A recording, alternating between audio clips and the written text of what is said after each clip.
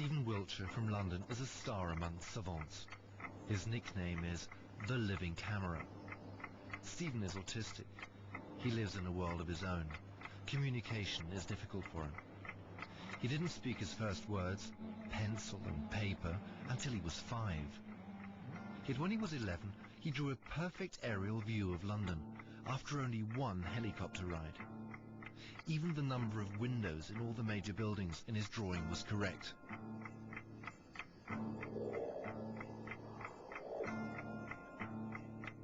For this film, we're testing the living camera in Rome. Stephen has never seen the Eternal City from above before. After only a 45-minute helicopter flight, we'll ask him to draw a 5.5-yard panoramic picture of the historic city centre. Without having a second glance at it, Stephen has 3 days.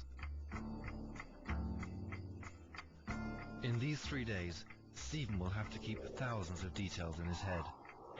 The innumerable cupolas, the tiny winding streets, all the balconies and windows of the endless array of houses, and each and every column and window arch of Rome's major sites, from the Pantheon to St. Peter's to the Colosseum.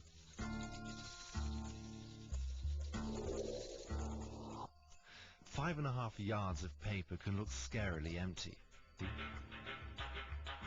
The amazing thing, Stephen starts the drawing as we would, with the Church of St. Peter's. But he doesn't do any sketches, nor roughing out of the space for the drawing. It's as if the panorama already existed within his head, with all the proportions, all the roads, all the details. At the end of the second day, Stephen is a good halfway through his creation.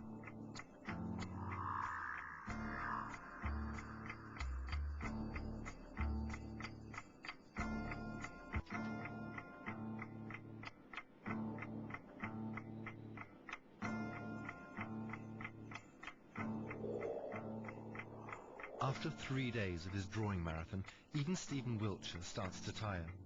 He has filled in more than 5 yards of paper in fine pencil.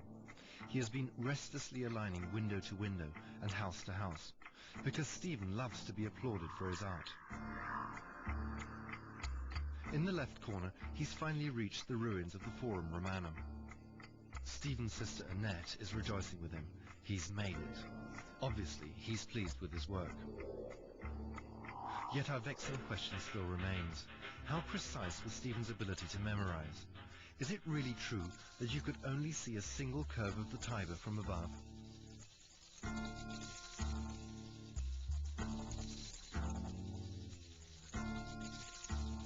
We started to compare the accuracy of the drawing with the real thing. Is Stephen's version of St. Peter's cupola too dominant? Yet here again, like with the curve of the Tiber, Stephen is frighteningly right.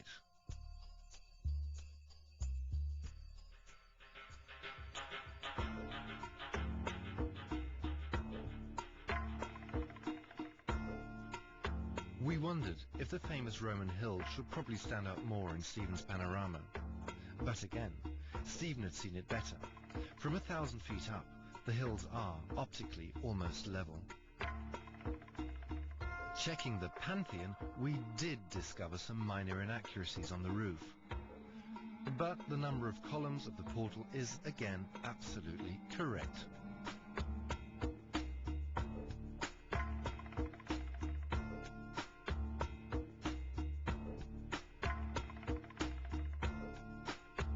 And, despite our doubts, Stephen has drawn one of the most complex buildings, the Colosseum, so precisely, it's practically a blueprint of reality.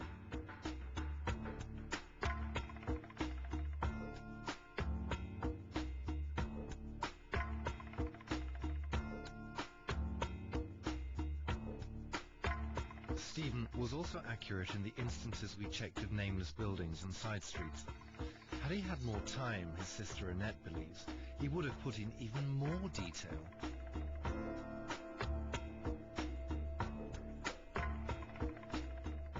Some of them areas of all of that part, lots of detail, remembered things, and of the some of the cities and the neighborhoods and the villages, and then